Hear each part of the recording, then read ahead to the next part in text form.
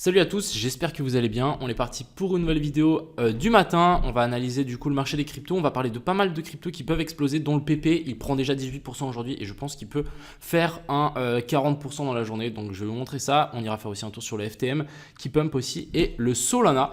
Mais en tout cas, on est en forme. On revient de la salle. On est parti pour une petite vidéo. J'espère que cette vidéo vous plaira. On est parti. Crypto, million. Crypto, million. Alors, commençons directement ici avec ce BTC qui est bien remonté quand même. On est en train de latéraliser sur la zone ici de supply, donc l'order block. L'order block, c'est quoi? C'est du coup la dernière bougie ici haussière avant les méga dump. Donc en fait, ça veut dire qu'il y a des acheteurs qui ont été piégés.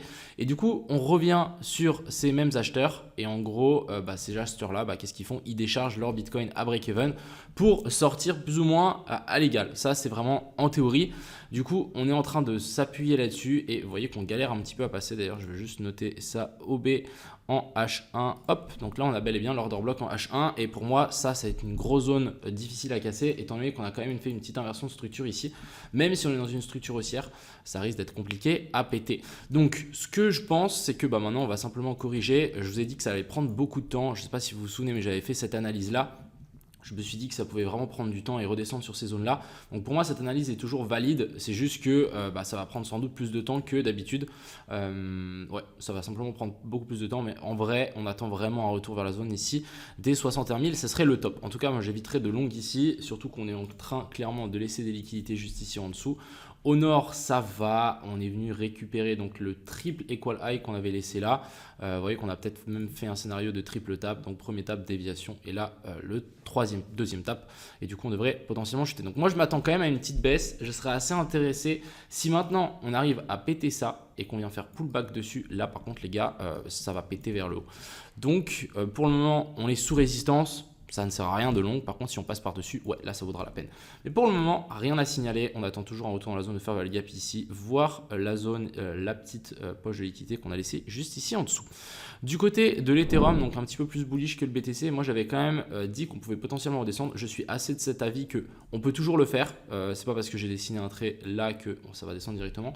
Donc, le temps en trading, c'est très compliqué à le timer.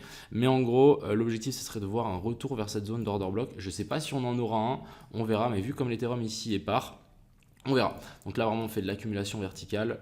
À voir si maintenant on ne peut pas péter, venir récupérer la zone de fair value gap ici et ensuite vouloir repartir. Ça, ce serait vraiment, je trouve, le scénario le plus clean qu'on puisse avoir sur l'Ethereum. Mais sinon, rien à dire. Je pense qu'il faut juste patienter. Si on a des retours dans ces zones-là, ça vaut la peine. Pourquoi pas juste placer des ordres? On n'est pas à l'abri de nous refaire genre un giga dump assez rapide et efficace. Et comme on l'a vu ici, si on avait placé nos ordres, on aurait eu une super entrée. Ensuite, on va parler de pas mal d'alt. Je trouve qu'on a pas mal de trucs assez intéressants. Donc déjà, on a le SAY, je vous en avais parlé hier. J'avais dit qu'on pouvait potentiellement faire un retour dans la zone de fair value gap ici. Malheureusement, on n'a pas eu de retour. On est parti directement. Donc hier, on était ici. Ça a pris un 16%. Un petit peu dommage pour le coup. Après, ici, on l'avait bien identifié, la pattern en A, B et puis C. Souvent, on part et ça reste assez violent. Donc, la zone de fair value gap ici, on la front run.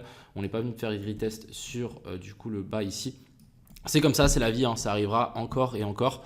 Mais si on avait le pullback, ça aurait été vraiment incroyable. Ensuite, ici, on a le DIM. Pour les gens qui ont pris la position, donc on est plutôt pas mal. On était rentré sur la petite mèche ici. Je pense qu'il faut simplement holder. C'est quand même un mouvement de 40%. Donc pour le moment, on est plus ou moins à la moitié. Donc 20%, c'est plutôt pas mal. Pour les gens qui ont pris la position, simplement holdez-le. Vous pouvez très bien monter votre stop loss à break-even. Ça devrait tenir. Et puis voilà. Ensuite, ici, on a le FET. Je ne sais pas si vous vous rendez compte de la dinguerie de ce qu'il est en train de nous faire. Mais par rapport à ce plus bas là, on est sur un 100%. Je dis bien un 100%, c'était le 6 mars, on est le 8, donc en 2 jours, 100%, après qu'il est déjà tellement pumpé. Donc des fois, les gars, je vous dis, vous pensez qu'on est déjà arrivé au ciel, mais en fait, ou en haut de la montagne, mais en fait, il y a une autre montagne encore plus forte derrière. Donc en gros, ici, on a quand même un setup assez intéressant, j'aime beaucoup. On a vraiment cette accumulation ici, la manipulation qui est vraiment gigantesque et là on a la phase d'extension, donc vraiment très très propre. Ça c'est le genre de truc qu'on peut voir aussi sur le SAY. Après vous voyez, est-ce qu'ici on a eu un petit pullback? Il me semble que oui, on est venu se rappuyer sur ces niveaux là. Ouais, allez, un petit peu, mais on est quand même venu s'appuyer là-dessus et ensuite c'est parti assez fort. Donc voilà, je voulais quand même vous montrer ça, même en regardant là ici la chart, il n'y a rien de baissier, on fait des plus bas, toujours plus haut, en laissant des liquidités ici. Donc franchement, le fait, incroyable. Ensuite, parlons donc du PP. Alors, le PP, je le trouve très intéressant, il a déjà pumpé de fou, mais je pense qu'il peut continuer à pumper. Vous allez me dire que je suis fou, mais on verra. Personnellement, j'ai ouvert un petit long sur ces zones-là. On verra ce que ça donne, mais en gros on a une super trendline, on l'a cassé, on a fait pullback et en théorie on a quand même une super continuation ici. Donc là vraiment on a fait un plus haut, on a notre boss, on est redescendu et en théorie ici on devrait continuer à s'envoler.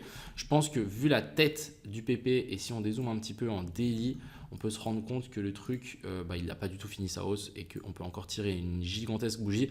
Je pense que revenir vers la zone des 1, donc je dis bien 0,00001, voire même un petit peu plus au-dessus, est largement faisable pour le PP. Donc affaire à suivre. Personnellement, j'ai mis une petite position. Ne mettez pas la maison, soyez quand même assez large. Moi, sachez que mon stop loss, il est genre ici en dessous.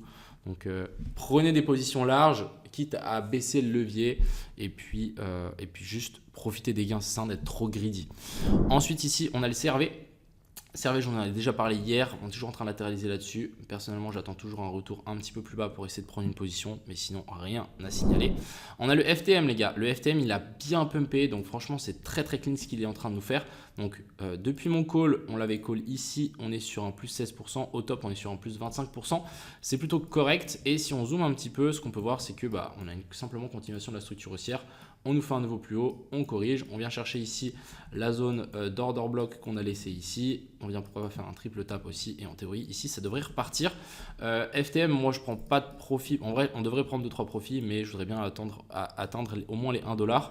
On peut peut-être descendre encore un petit peu, voilà, méfiez-vous. On a une zone de fair value gap juste ici en dessous en 12 heures, donc on peut pourquoi pas faire une petite mèche sous ce lot là. On veut pas forcément de clôture ici en dessous, mais si on a une petite mèche ça peut être je trouve assez intéressant aussi. Et on a le Solana. Alors Solana, très très intéressant aussi, il va continuer à pusher. Personnellement moi je vais sans doute prendre mes profits vers la zone des 170, donc par ici autour. Je pense qu'on peut encore largement push, on est en train de travailler ce plus haut là, mais comme on peut le voir, on est plutôt venu faire un petit pullback dessus, très très clean. Donc je pense qu'ici on va pouvoir continuer à monter. Et voilà, l'objectif, prendre profit vers la zone des 170, ça va être mon TP en tout cas. Et ensuite on avisera. Voilà un petit peu ce que je voulais vous dire aujourd'hui pour cette vidéo. Donc vraiment, je pense les coins à surveiller aujourd'hui, c'est peut-être le PP. Il est assez violent, on a cassé la trendline, il peut vraiment s'envoler. Le FET, à mon avis, je pense qu'on peut continuer à monter, c'est fou. Et bien évidemment le FTM et le Solana. Voilà un petit peu les topos, le topo pour aujourd'hui. J'espère que du coup cette vidéo claire, efficace, nette et précise vous a plu. Je vous souhaite à tous une agréable fin de semaine et un bon week-end. C'était Crypto Millions.